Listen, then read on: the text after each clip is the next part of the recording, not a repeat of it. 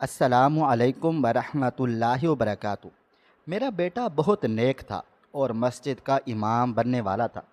وہ شروع سے کہتا تھا کہ میں 4 شادیاں کروں گا۔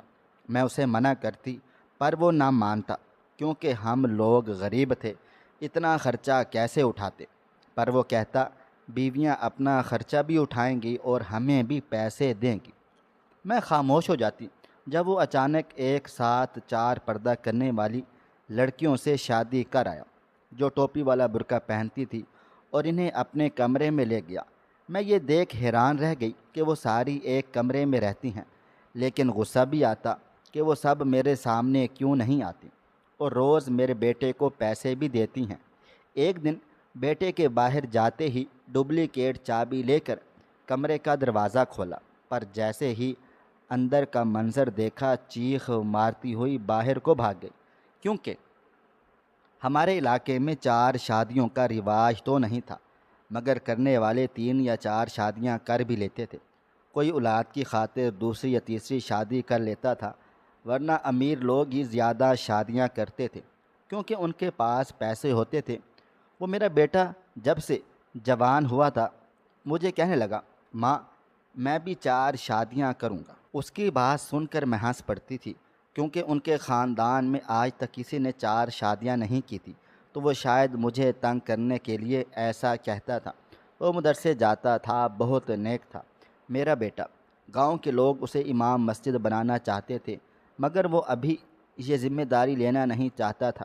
کہتا تھا، اماں میں ابھی اس لائق نہیں ہوں، یہ بہت بھاری ذمہ داری ہے، اور میں عام سا بندہ ہوں، امامت نہیں کر سکتا۔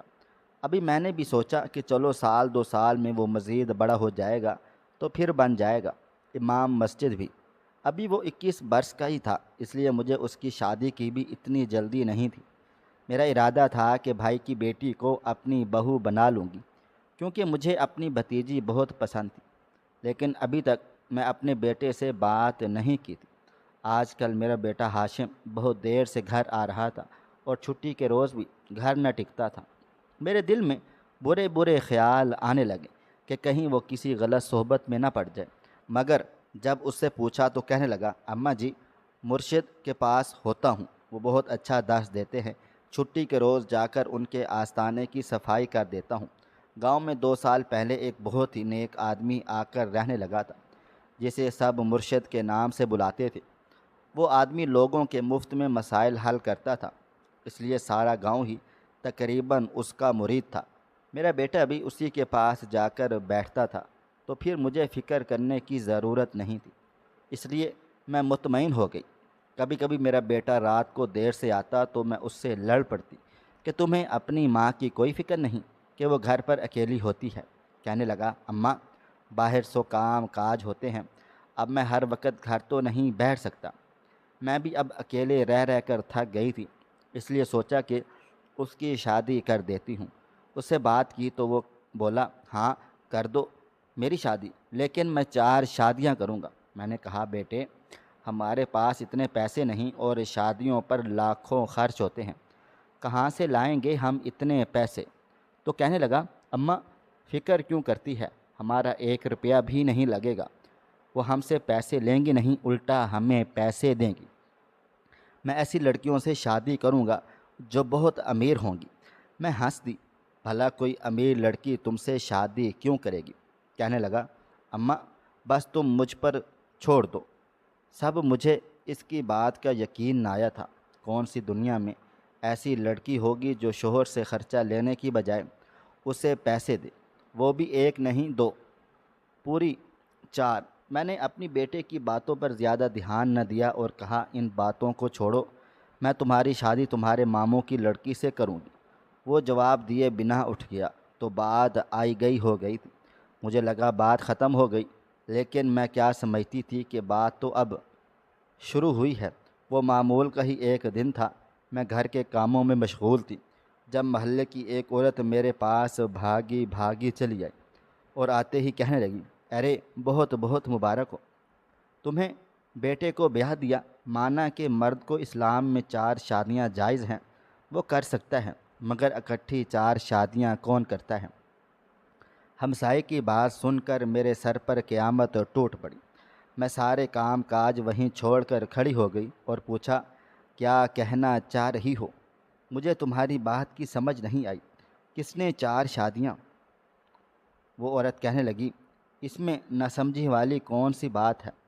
تمہارا بیٹا 4 بہویں لا رہا ہے گھر میں، اور تم ایسے ظاہر کر رہی ہو جیسے تمہیں معلوم ہی نہ ہو۔ کچھ ویسے تمہارے پاس تو کھانے تک کے پیسے نہیں ہوتے، پھر اتنے کنبے کو کیسے پالو گی؟ میں نے جواب نہیں دیا تو ہمسائی خود ہی بول بول کر چلی گئی۔ اس کی زبانی مجھے معلوم ہوا کہ میرا بیٹا 4 شادیاں کر چکا ہے، اور گاؤں بھر میں یہ بات مشہور ہو چکی تھی۔ ابھی وہ تھوڑی ہی دیر میں گھر آنے والا تھا۔ یہ سب میرے لیے چکن دینے والی بات خبر تھی۔ میرا بیٹا اکثر مجھے کہتا تو رہتا تھا کہ ماں، میں 4 شادیاں کروں گا، مگر مجھے لگتا تھا کہ وہ مذاق کرتا ہے، کیونکہ ہمارے گھر میں 2 وقت کی روٹی بڑی مشکل سے پوری ہوتی تھی۔ اس کی 4 بیویوں کو میں کہاں سے کھلاتی پلاتی؟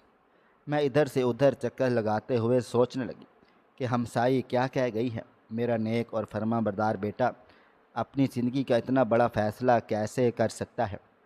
مجھے بتایا بھی نہیں اور شادیاں بھی کر لیں۔ میں انتظار کرنے لگی کہ دیکھوں تو صحیح کون سی لڑکیاں ایسی ہیں جو ایک ساتھ میرے بیٹے سے شادی کرنے پر راضی ہو گئی ہیں۔ میں بہت غصے میں تھی۔ تھوڑی دیر کے بعد دروازے پر دستک ہوئی اور میرا بیٹا 4 لڑکیوں کے ساتھ گھر کے اندر داخل ہوا۔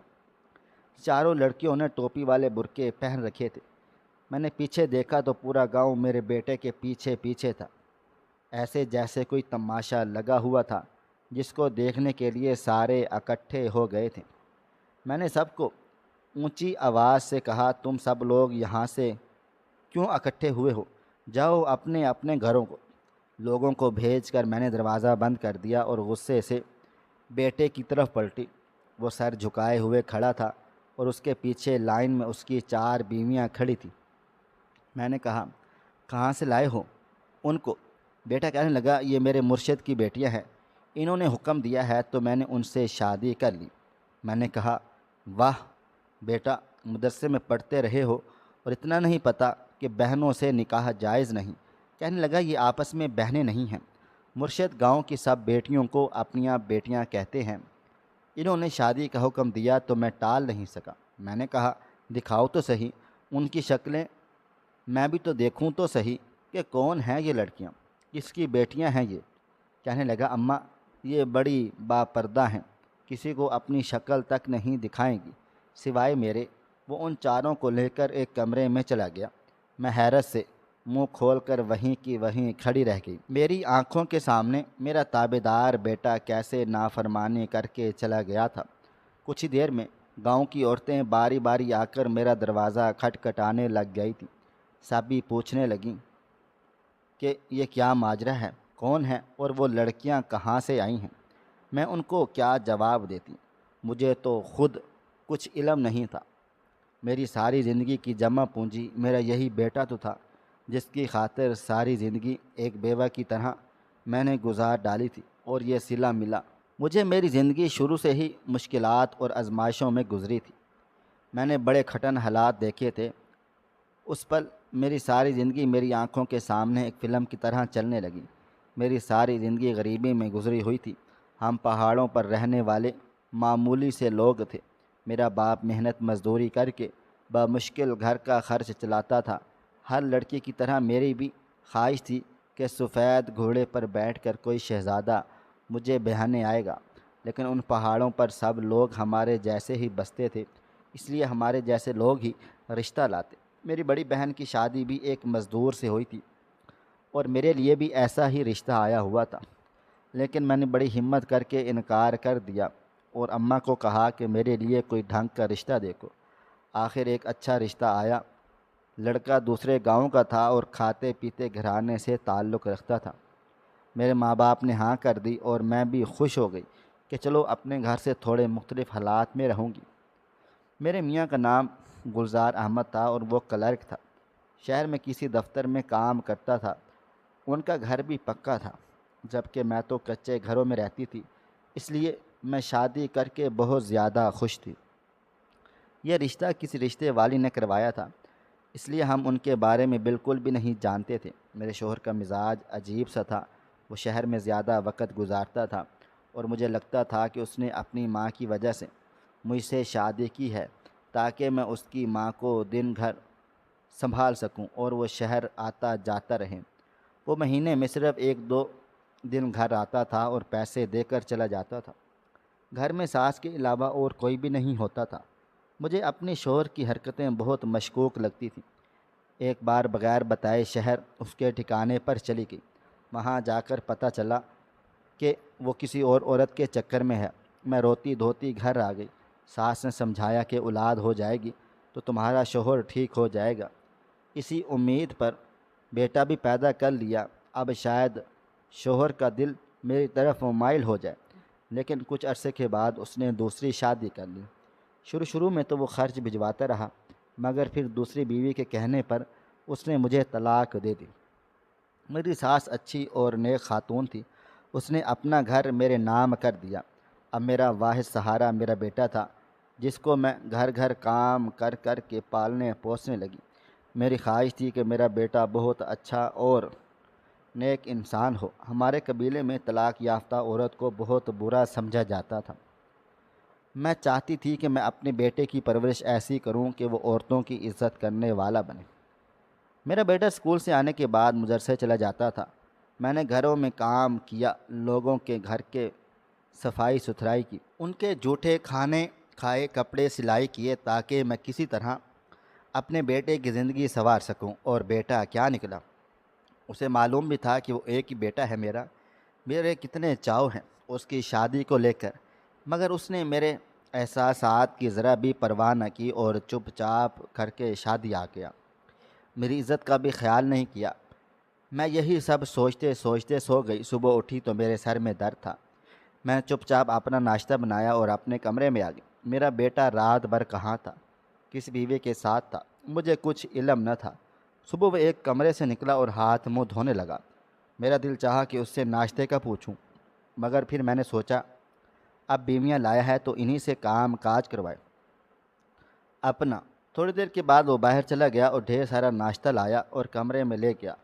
جا کر دروازہ بند کر لیا۔ وہ لڑکیاں بس باتھ روم میں جانے کے لیے کمرے سے باہر نکلتی تھیں، ورنہ وہ سارا دن کمرے میں بند رہتی تھیں۔ 2 دن ہو گئے ان کی شکلیں نہیں دیکھی تھی۔ ان کو بھی توفیق نہ ہوئی تھی کہ جا کر ساس کو سلام کر لیں۔ دوپہر کو میری سہیلی آئی، آتے ہی افسوس کرنے لگی، پوچھنے لگی کیا تیری بہویں بہت حسین ہیں؟ میں نے ٹھنڈی سانس لیتے ہوئے کہا مجھ سے کیا پوچھتی ہو، میں نے تو ان کی شکلیں تک نہیں دیکھی۔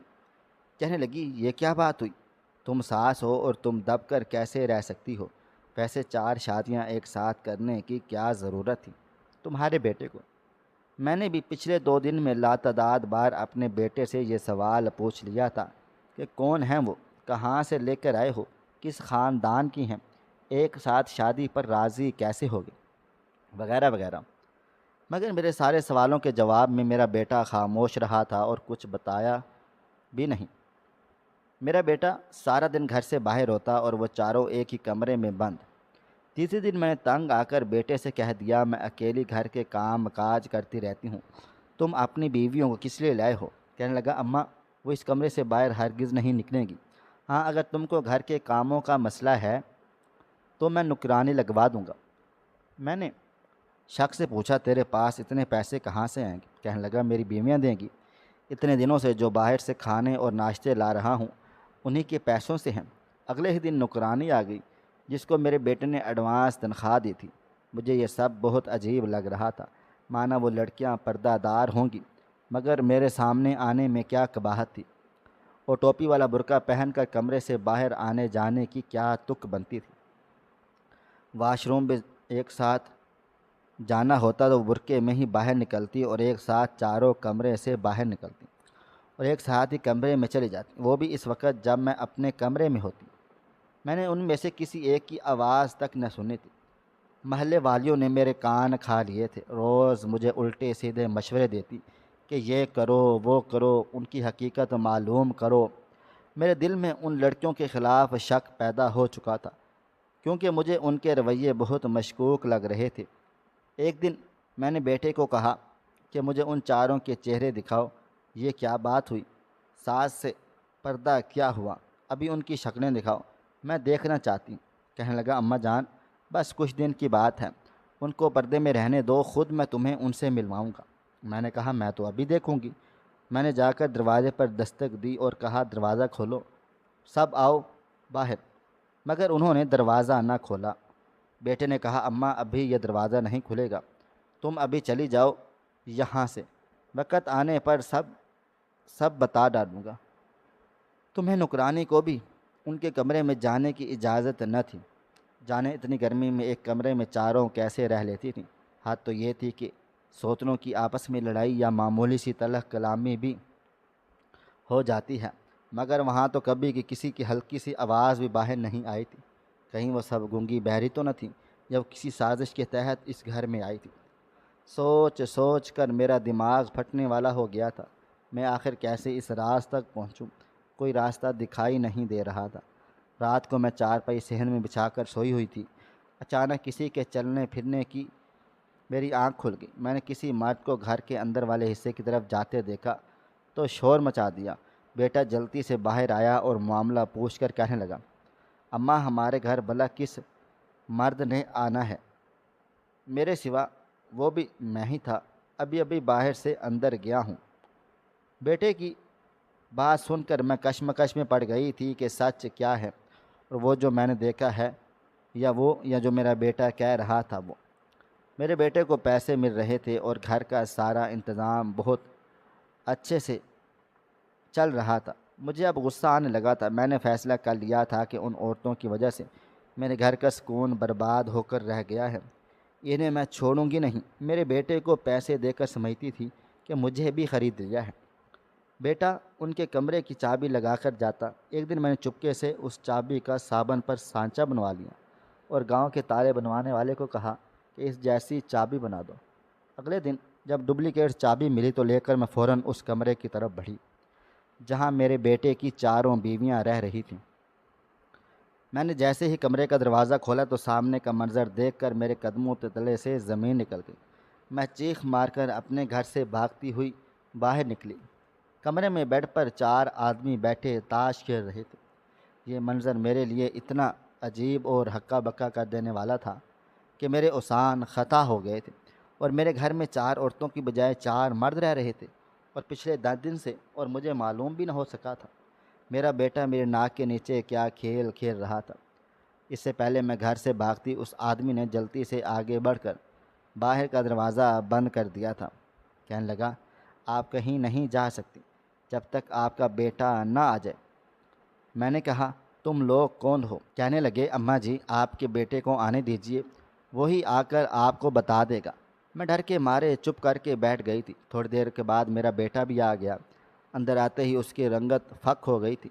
اس سے پہلے کہ وہ کچھ کہتا میں نے زوردار تھپڑ اس کے منہ پر دے مارا تھا اور کہا تمہیں شرم نہیں آئی اپنی ماں کو دھوکے میں رکھتے ہوئے؟ کون ہیں یہ لوگ؟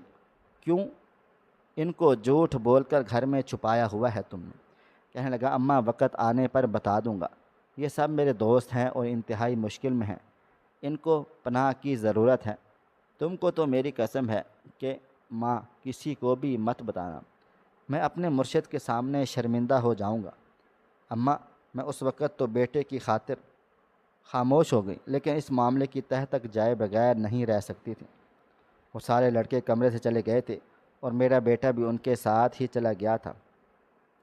اگلے دن حسب معمول گھر سے نکلا تو میں بھی کچھ دیر کے بعد کمرے سے باہر نکل گئی تاکہ اس کا پیچھا کر کے دیکھوں وہ کہاں پر چلا جاتا ہے، کیونکہ مجھے یہ بات تو ہرگز بھی نہیں لگ رہی تھی کہ آخر ان لوگوں کو گھر لانے کا مقصد کیا تھا۔ بیٹھے بٹھائے ان لوگوں کے پاس اتنے پیسے کہاں سے آ جاتے تھے؟ میرا بیٹا وہاں سے سیدھا اپنے دوست شفیق کے گھر چلا گیا تھا، اور وہاں سے وہ دونوں کچھ بڑے بڑے ڈبے لے کر گاؤں سے باہر کو چلے گئے تھے۔ اگلے 2 دن یہی سب کچھ چلتا رہا۔ ایک دن میں ان کے جانے کے بعد شفیق کے گھر چلی گئی تو اس کے کمرے میں کچھ مردوں کی آوازیں سنائی دیں، یعنی اس نے بھی کچھ لوگوں کو گھر میں پناہ دے رکھی تھی۔ معاملہ کچھ میرے سمجھ میں آ رہا تھا، مگر جب تک میں وہ کارٹن نہ دیکھ لیتی مجھے چین نہ ملتا۔ میں نے ایک دن پلان بنایا اور برقع پہن کر گاؤں سے شہر جانے والے راستے پر بیٹھ گئی۔ جیسے ہی دور سے بیٹے اور شفیق کو آتے دیکھا تو میں اپنے پلان پر عمل کرنے کا انتظار کرنے لگ گئی تھی۔ وہ دونوں ایسے راستے پر کسی کا انتظار کر رہے تھے۔ 10 منٹ کے بعد 3 لوگ بیٹے کو فون کیا اور کہا جو کھانا میں نے تمہیں دیا ہے وہ ابھی کے ابھی کھاؤ۔ وہ حیران ہو کر کہنے لگا ماں جی کام پر جا کر کھا لوں گا، مگر میں نے اسے کہا کہ صبح سے تم بھوکے ہو، میرے دل کو قرار نہیں، اگر ماں کا حکم نہیں مانو گے تو میں معاف بھی نہیں کروں گی، کھانا کھا لو تو مجھے تسلی ہو جائے گی۔ وہ ہار مان کر کھانا کھانے لگا۔ اچھا اماں ٹھیک ہے، ابھی کھانا میں کھا لیتا ہوں۔ وہ فون رکھ کر سب سے کہنے لگا چلو یار یہیں بیٹھ کر کھانا کھا لیتے ہیں، پھر سب لوگ تم چلے جانا۔ میں انتظار کرنے لگی۔ آج آدھے گھنٹے کے بعد سب لوگ بے ہوش ہو گئے تھے، کیونکہ میں نے کھانے میں بے ہوشی کی دوا ملا کر رکھی تھی۔ ان سب کے ہوش میں ہو جانے کے بعد میں نے اس کارٹنز کو کھول کر دیکھا تھا تو میرے ہوش و حواس اڑ گئے تھے۔ میں نے اسی وقت پولیس کو فون کر دیا تھا۔ انہوں نے آتے ہی سب لوگوں کو گرفتار کر لیا تھا۔ میرا بیٹا یقین نہیں کر پا رہا تھا کہ میں نے سب کو گرفتار کروا دیا ہے، جو لوگ میرے گھر تھے اور جو لوگ شفیق کے گھر تھے، سب لوگوں کو میں نے پولیس کے حوالے کر دیا تھا۔ میں نے اپنے بیٹے کو کہا جو تمہیں معلوم ہو سب کچھ بتا دو۔ کہنے لگا اماں میں تو بس اپنے مرشد کے حکم کی تعمیل کر رہا ہوں، مجھے کچھ نہیں معلوم۔ انہوں نے مجھے اور شفیق کو کہا ہے کہ ان کے کچھ آدمیوں کو اپنے اپنے گھروں میں پناہ دو، 15 دنوں کے لیے۔ ہم نے ان کی بات مانی ہے اور بس ان کا ٹرنس میں کیا ہے ہمیں کچھ معلوم نہیں۔ مرشد نے کہا تھا کہ اس میں ضرورت مندوں کے استعمال کی چیزیں ہیں جو آگے پہنچانا ثواب کا کام ہے۔ پولیس نے باقیوں سے تشویش کی تو نہایت تہلکہ خیز انکشافات ہوئے۔ جو وہ مرشد نامی شخص فرار تھا، جس کا کام معصوم اور بھولے بھالے لوگوں کو اپنے جال میں پھنسانا تھا، اور اس علاقے میں اس کو بہت فائدہ ہوا تھا۔ آخر اس علاقے کے لوگ پڑھے لکھے اور باشعور نہیں تھے، تو اس لیے اس نے میرے بیٹے جیسے مدرسے والے پڑھنے کے بچوں کی برین واشنگ کر کر کے اسے اپنا مرید بنا لیا۔ اس کا اصل کام کچھ اور تھا، وہ غیر قانونی کاموں میں ملوث تھا، نشاور ادویات ملک بھر میں سیل کرتا۔ اس کے کچھ لوگ پولیس کی نظروں میں آ گئے تھے اور جگہ ان کی تلاش کے لیے چھاپے مارے جا رہے تھے، اس لیے 4-5 لوگوں کو شفیق اپنے گھر لے گیا، کیونکہ اس کے گھر کوئی نہیں رہتا تھا، اور میرا بیٹا جھوٹ بول کر ان کو اپنے گھر لے گیا۔ وہ تو شکر ہے کہ مجھے شک ہوا اور میں لڑکیوں کے بھیس میں چھپے ان لڑکوں کی اصلیت کو سامنے لے آئی تھی۔ جب تک اس لڑکے مفرور تھے، اس لیے میں نے بیٹے اور شفیق کو اپنے بغیر بتائے شامل کر لیا تھا۔ میرا بیٹا تو معصوم تھا، اس نے آنکھیں بند کر کے وہی کیا جو وہ مرشد کہتا تھا، لیکن میں ان لڑکوں کو دیکھ کر ٹھٹک چکی تھی، کیونکہ ایسے کیوں ان کو پناہ دینے کی ضرورت پڑ گئی تھی۔ کچھ تو تھا جو میرا بیٹا اگر سوچنے کی زحمت کر لیتا تو آج ہی اس حال میں نہ پہنچتا۔ پولیس نے چھاپا مار کر اس کو مرشد کو بھی گرفتار کر لیا اور اس کے چیلوں کو بھی، جو ایک منظم گروہ کی شکل میں کام کاج کر رہے تھے۔ میرا بیٹا اگرچہ معصوم تھا، وہ اتنی مشکل سے اپنی بے فکری اور لا علمی کے باعث اس میں سب کچھ پھنسا ہوا تھا، مگر پھر بھی اس کو 1 سال کی سزا ہو گئی۔ میں خوش تھی کہ میرا بیٹا لمبی سزا سے بچ گیا ہے اور بہت جلد سچائی سامنے آ گئی، ورنہ شاید وہ اس دلدل میں ایسا دھنستا کہ باہر نکلنے کا موقع ہی نہ ملتا۔ ہم لوگوں کو چاہیے کہ اپنے جوان بچوں پر کڑی نظر رکھیں تاکہ معلوم ہو سکے کہ ان کی صحت کیسی ہے، وہ کن لفظوں کے ساتھ اٹھ بیٹھ رہے ہیں۔ جیسا کہ اگر ہم ایسا کریں گے تو نقصان سے بچ جائیں گے۔ ناظرین، مزید اس طرح کی سبق آموز کہانیاں اور واقعات سننے کے لیے ہماری ویڈیوز کو لائک کریں، شیئر کریں اور ہمارے چینل کو سبسکرائب کر لیں۔ شکریہ۔ اللہ حافظ۔